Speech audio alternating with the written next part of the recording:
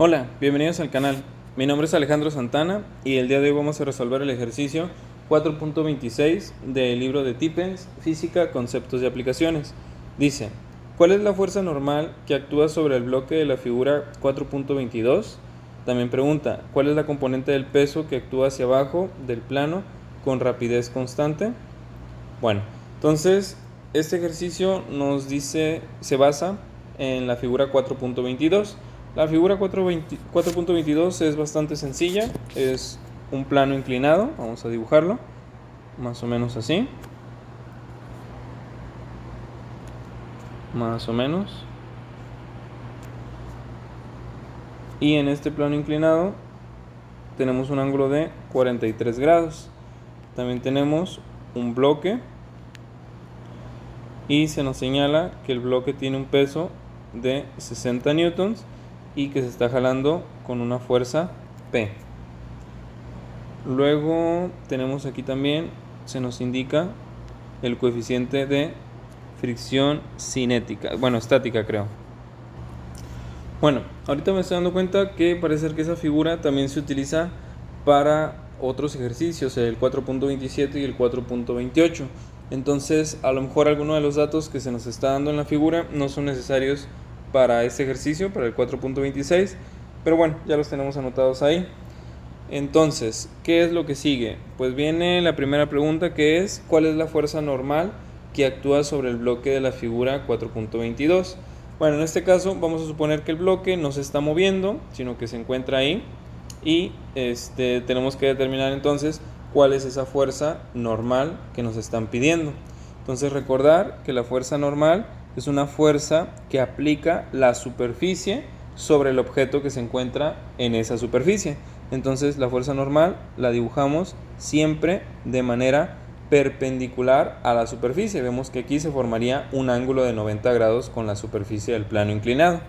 Y voy a poner esta fuerza de otro color para que se diferencie de las que ya tenía la figura. Entonces ahí tenemos la fuerza normal y también vamos a dibujar aquí otra fuerza que viene siendo la fuerza de fricción.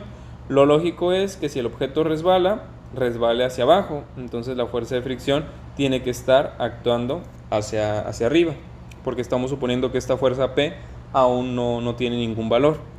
Ok, ahora necesitamos establecer nuestras ecuaciones de equilibrio para que el objeto no se mueva. Sumatoria de fuerzas en X igual a 0, sumatoria de fuerzas en Y igual a 0. Entonces ahí están, pero en este caso mi eje X y mi eje Y no van a ser los clásicos de manera horizontal y de manera vertical, sino que en este caso mi eje X lo voy a acomodar de tal manera que se adapte al plano que yo tengo aquí, y mi eje Y también lo voy a poner en la misma dirección que la normal. Entonces esos serían mis eje X y mi eje Y. Recordar que no importa dónde ponga yo los ejes, lo importante es que hay un ángulo de 90 grados entre los dos ejes, y vemos que aquí pues se nos forma como una especie de L, como de escuadra. Entonces esto es un ángulo de 90 grados. Muy bien, entonces vemos por ejemplo que la fuerza normal es paralela al eje Y y la fuerza de fricción es paralela al eje X. Entonces esas dos fuerzas no me causan ningún problema. La fuerza de fricción la utilizo aquí en sumatoria de fuerzas en X, y la fuerza normal la utilizo en sumatoria de fuerzas en Y. Pero aquí tengo una fuerza que me arma un conflicto, que vendría siendo el peso, porque esta fuerza no está actuando ni solamente en el eje X ni solamente en el eje Y, sino que actúa en los dos. Por lo tanto tengo que descomponerla, cosa que ya hemos hecho en distintos videos, así que en este caso va a ser un poquito más rápido la explicación. Aquí voy a tener mi componente, digamos Y, pero generalmente yo a esa componente le llamo componente normal, porque es la componente del peso que es contraria a la normal. Y aquí tendríamos otra componente que le voy a llamar componente tangencial del peso, que vendría siendo la del eje X. Bueno, ¿cómo se asocian o cómo se relacionan estas dos componentes con el vector original del peso? Bueno, la relación que existe es que la componente tangencial del peso es igual al peso original multiplicado por el seno del ángulo, que viene siendo el ángulo de inclinación, y la componente normal es igual al peso original multiplicado por el coseno del ángulo. Si te interesa saber de dónde salen estas relaciones, te invito a que veas algún video anterior en donde nuevamente se tome un ejercicio donde haya un plano inclinado. En cualquier video anterior de este capítulo, el capítulo 4, donde haya un plano inclinado, se han explicado las relaciones que se encuentran aquí escritas. En este caso vamos a ir un poquito más rápido y simplemente las vamos a dar por hechas.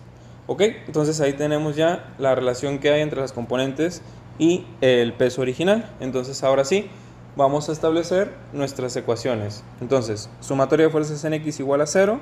Tenemos la fuerza de fricción que va en la dirección X, positiva porque va hacia la derecha. Yo lo considero así.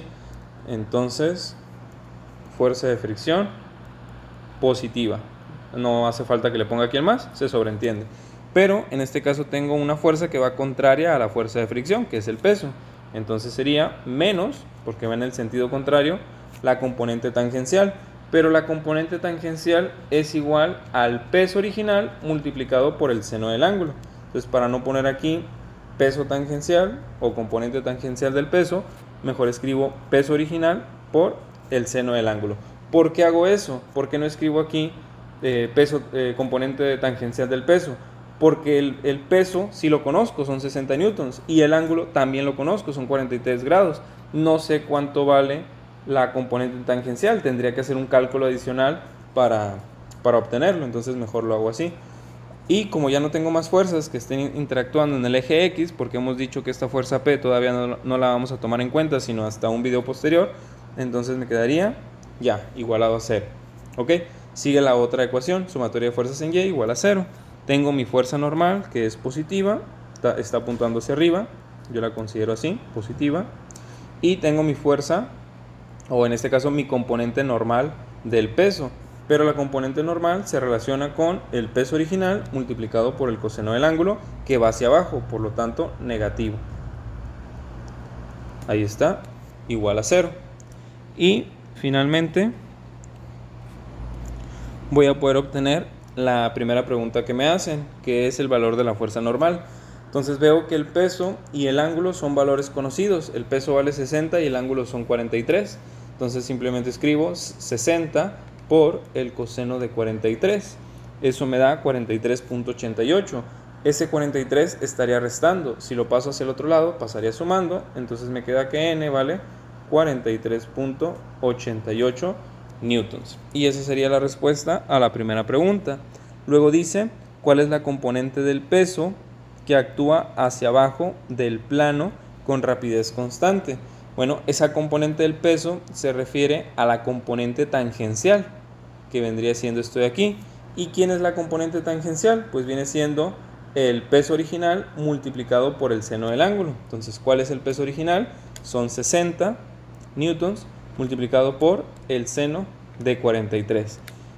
Y eso me da 40.92 prácticamente. Entonces, la componente tangencial es 40.92 newtons, que vendría siendo la componente del peso que actúa hacia abajo del plano con rapidez. Bueno, eso es lo de menos. Pero esas serían entonces las dos respuestas al ejercicio 4.26. Si te ha sido útil, te invito a que te suscribas para que no te pierdas el contenido de esta serie y de muchas otras.